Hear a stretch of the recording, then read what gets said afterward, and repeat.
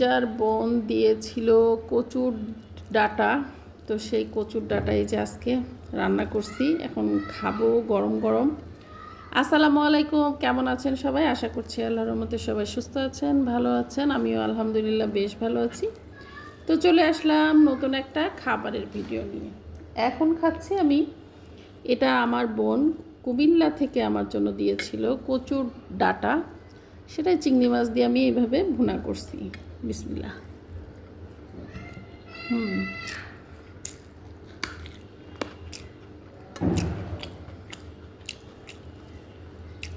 মাংসর চেয়ে কোনো অংশেই কম না,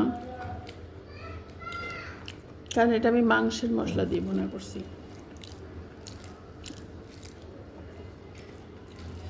মাংসের মশলা দিয়ে কচুর ডাঁটা এভাবে ভুনা করে দেখবেন কি মজা লাগে।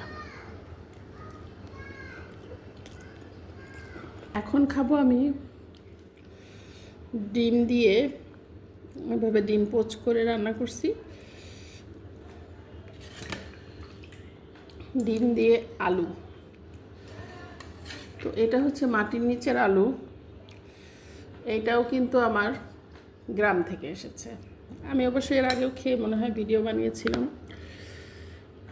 তো অনেকগুলি দিয়েছিল আমার ভাবি, সেটাই এখনও চলতেছে। আজকে এভাবে ডিম পোচ করে রান্না করছি, আর একদিন সেদ্ধ করে করছিলাম, তো সেটাই খাবো। এই তরকারিটা অনেক মজার, সাথে আবার একটু বোম্বাই মরিচ ছিঁড়ে ছিঁড়ে নিলে মজার তো আর শেষ নাই না। এই যে ডিম দিয়ে এভাবে নিতে হবে, একটু আলু ভেঙে আর গলে গলে গেছে একদম।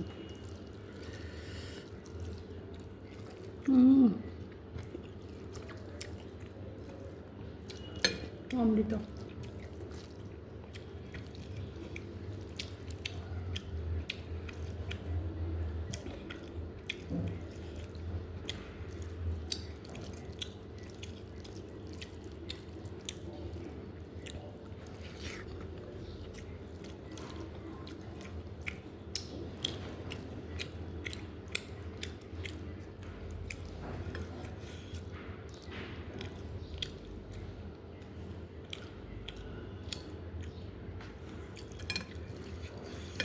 মরিচটা যেহেতু পেকে গেছে, অনেক ঝাল, এর জন্য অল্প অল্প খাচ্ছি।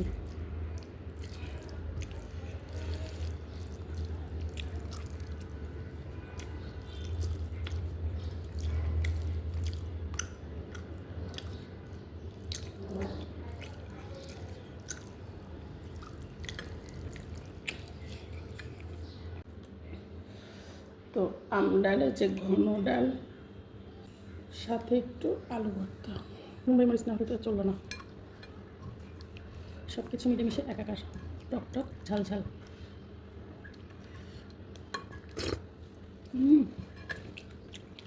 দারুণ।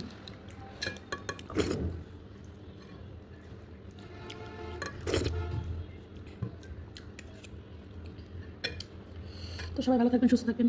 আল্লাহ হাফেজ।